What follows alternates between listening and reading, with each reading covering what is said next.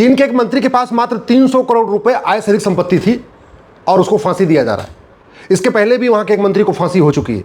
और भारत में 70,000 करोड़ का कॉमनवेल्थ घोटाला, 1,76,000 करोड़ का 2G घोटाला, 1,86,000 करोड़ का कोयला घोटाला, फांसी तो छोड़िए, आजीवन कारावास भी नहीं हुआ। क्यों? क्योंकि हमारा कानून सड़ा हुआ है। इसलिए मैं बार बार कहता हूं, अगर चीन जैसे विश्व महाशक्ति बनना है तो चीन जैसा कानून बनाना पड़ेगा। अमेरिका जैसा विश्व महाशक्ति बनना है तो अमेरिका जैसा कानून बनाना पड़ेगा। सिंगापुर जैसे, जापान जैसे बनना है तो सिंगापुर जापान जैसे कानून बनाना पड़ेगा। तू मैं, आरोप प्रत्यारोप, नूरा कुश्ती, बतौलेबाजी करने से कुछ नहीं होगा। केवल और केवल एक ही तरीका है, सिस्टम बदला जाए। भारत को विश्वगुरु बनाने में सबसे बड़ी बाधा है भ्रष्टाचार। परम वैभव का लक्ष्य प्राप्त करने में सबसे बड़ी बाधा है भ्रष्टाचार। विकसित भारत बनाने में सबसे बड़ी बाधा है भ्रष्टाचार। राम राज्य स्थापित करने में सबसे बड़ी बाधा है भ्रष्टाचार। और मैं गारंटी के साथ कहता हूं 90% भ्रष्टाचार मात्र 1 साल में खत्म हो जाएगा और 99% भ्रष्टाचार मात्र 5 साल में खत्म हो जाएगा। भ्रष्टाचार हो ही नहीं सकता। चीन में राम मंदिर नहीं है लेकिन वहां राम नीति लागू है, भय बिन होय न प्रीत। चीन में कृष्ण मंदिर नहीं है लेकिन वहां कृष्ण नीति लागू है, सठे साठ्यम समाचरित। इसलिए चीन विश्व महाशक्ति बन गया। आज भारत हर क्षेत्र में स्ट्रगल कर रहा है। उसका एक बड़ा कारण है काला धन, हवाला, भ्रष्टाचार। भारत को विकसित भारत बनाने में ही नहीं बल्कि स्वस्थ भारत बनाने में, संपन्न भारत बनाने में, स्वच्छ भारत बनाने में सबसे बड़ी बाधा है काला धन, हवाला, भ्रष्टाचार। समृद्ध भारत बनाने में, शाश्वत भारत बनाने में, सशक्त भारत बनाने में, सुरक्षित भारत बनाने में सबसे बड़ी बाधा है भ्रष्टाचार। समावेशी भारत बनाने में, स्वावलंबी भारत बनाने में, संवेदनशील भारत बनाने में सबसे बड़ी बाधा है भ्रष्टाचार। जातिवाद खत्म करने में, भाषावाद खत्म करने में, क्षेत्रवाद खत्म करने में, मजहबी उन्माद खत्म करने में सबसे बड़ी बाधा है भ्रष्टाचार। क्योंकि जो सभी गलत कामों की फंडिंग काला धन से होती है, हवाला के जरिए होती है, भ्रष्टाचार के कारण होती है। भारत में अगर भ्रष्टाचार खत्म हो जाए, मैं गारंटी के साथ कहता हूं 90% अलगाववाद, आतंकवाद खत्म हो जाएगा। काला धन, हवाला, भ्रष्टाचार खत्म हो जाए, 90% माओवाद, नक्सलवाद 1 साल के अंदर खत्म हो जाएगा। मजहबी उन्माद खत्म हो जाएगा, पत्थरबाजी खत्म हो जाएगी, अवैध निर्माण खत्म हो जाएगा, नशा तस्करी खत्म हो जाएगी। काला धन, हवाला, भ्रष्टाचार खत्म हो जाए, मानव तस्करी खत्म होगी, हथियारों की तस्करी खत्म होगी। और मैंने कहा ना, 1 साल के अंदर 90% भ्रष्टाचार खत्म हो सकता है, काला धन, हवाला का खत्म हो सकता है। उसके लिए सिंपल सा काम करना है। 100 रुपए से बड़ी नोट बंद करना है, 5,000 रुपए से महंगे सामान का कैश लेन देन बंद करना है, 50,000 रुपए से महंगे वस्तु संपत्ति का जब लेन देन हो वहां आधार अनिवार्य करना है, झूठ पकड़ने के लिए नार्को पॉलीग्राफ ब्रेन मैपिंग कानून बनाना है, झूठ को जघन्य अपराध घोषित करना है और जस्टिस विद इन ईयर लागू करना है। 1 साल के अंदर सजा देना शुरू करना है। और वो भी कैसे हो सकता है? आराम से। ये जो हमारा पुलिस एक्ट है 1861 का, इसको खत्म कर दें, एक one nation one police code लागू करें, पुलिस चार्टर लागू कर दें, पुलिस को स्वतंत्र बनाए, पुलिस को निष्पक्ष बनाए, पुलिस को रिस्पॉन्सिबल बनाए, पुलिस को अकाउंटेबल बनाए। आज के डेट में पुलिस सत्ता की गुलाम बनी हुई है। और वो सत्ता की गुलाम क्यों बनी है? इस 1861 के कारण, 1861 के पुलिस एक्ट के कारण। दूसरा, गुलामी की प्रशासनिक व्यवस्था खत्म करें, सबको जवाबदेह बनाए, सबको अकाउंटेबल बनाए, सबको जनता के प्रति, जनता का सेवक बनाए।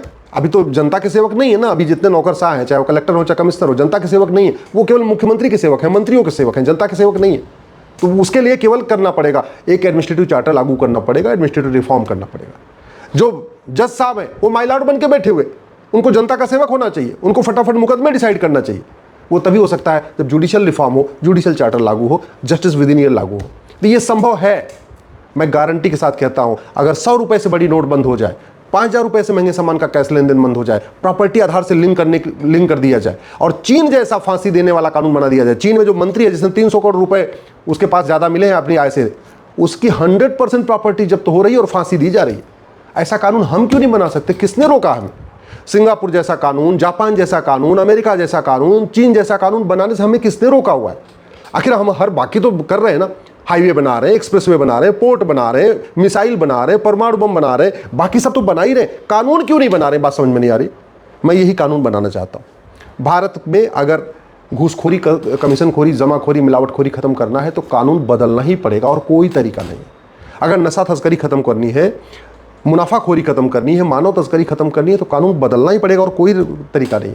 कटमनी, तोलाबाजी, हवालाबाजी, कबूतरबाजी रोकना है तो कानून बदलना पड़ेगा, भ्रष्टाचार खत्म करना पड़ेगा, जासूसी खत्म करना है, गद्दारी खत्म करना है, कानून बदलना पड़ेगा। पेपर लीक बार बार हो रहा है, यंग जनरेशन का पूरा फ्यूचर खराब हो जाता है, पेपर लीक हो जाता है। बेचारे 2 साल मेहनत करते हैं, एग्जाम देते हैं, पेपर लीक हो गया, अब चलो जी फिर 2 साल मेहनत करो, फिर पेपर होगा बाद में।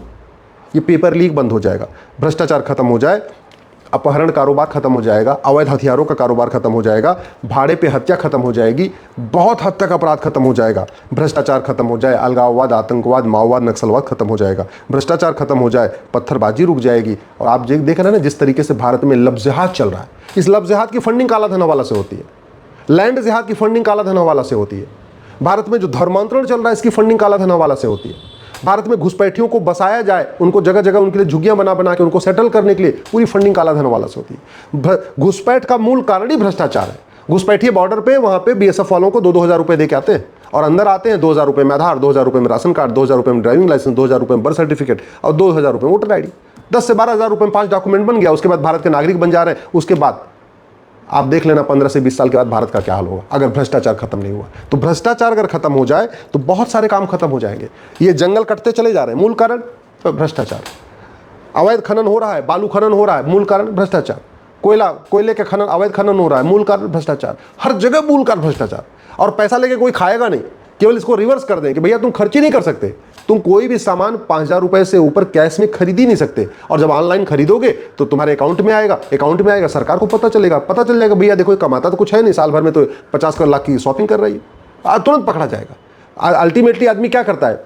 भ्रष्टाचार करता है, काला धन हवाला इकट्ठा करता है, लग्जरी लाइफ जीता है, अलग अलग शहरों में मकान खरीदता है, अलग अलग शहरों के लिए गाड़ियां खरीदता है, नौकर के नाम पे मकान, नौकर के नाम पे गाड़ी, चाचा मामा मौसा फूफा के नाम पे अलग अलग मकान खरीदेगा, अलग अलग गाड़ी खरीदेगा।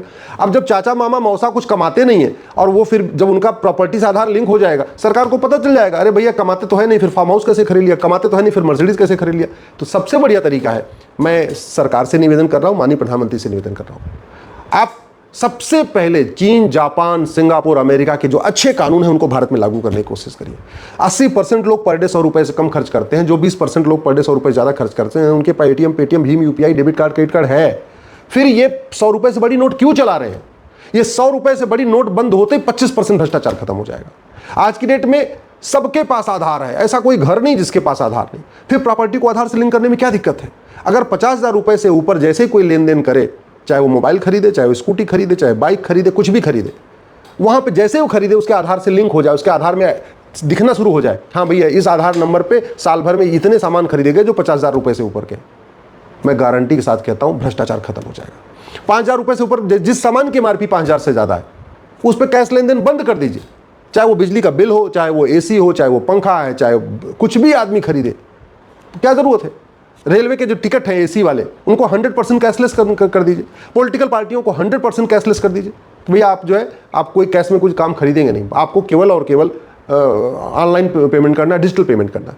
पेट्रोल पंप 100% कैशलेस हो सकते हैं, क्योंकि पेट्रोल पंप वही आएगा जिसके पास बाइक होगी, स्कूटी होगी, कम से कम वही तो आएगा।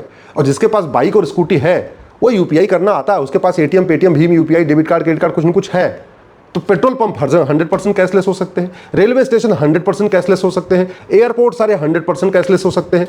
जितने एसी के टिकट हैं 100% कैशलेस हो सकते हैं। जहां जिसका 5,000 रुपए से ज़्यादा बिजली का बिल आ रहा है उसको 100% कैशलेस कर सकते हैं, क्योंकि भैया गरीब आदमी का बिल तो 500-1000 रुपये आता है, 5,000 रुपये बिल तो आता नहीं। तो मैं कह रहा हूँ एक साल के अंदर, मात्र एक साल के अंदर 90% भ्रष्टाचार खत्म हो सकता है। मात्र 5 साल के अंदर 99% भ्रष्टाचार खत्म हो सकता है। कोई पैसा मांगेगा ही नहीं, चाहे वो लेखपाल हो, चाहे पटवारी हो, चाहे वो थानेदार हो, चाहे वो पेशकार हो, चाहे वो तहसीलदार हो, चाहे वो कलेक्टर हो, चाहे कप्तान, ये पैसा लेना ही बंद कर देंगे। चाहे वो मंत्री हो, चाहे संतरी हो, पैसा लेंगे ही नहीं। क्यों? पैसा लेके खाएंगे थोड़ी। अल्टीमेटली सारा का सारा करप्शन कैश में होता है और कैश खा सकते नहीं। कैश बहुत करेंगे, अपने बोरे में भरेंगे तो पकड़े जाएंगे, बाद में कैश घर में रखेंगे तो पकड़े जाएंगे। अल्टीमेटली कैश आदमी इकट्ठा कर करके लग्जरी लाइफ जीता है।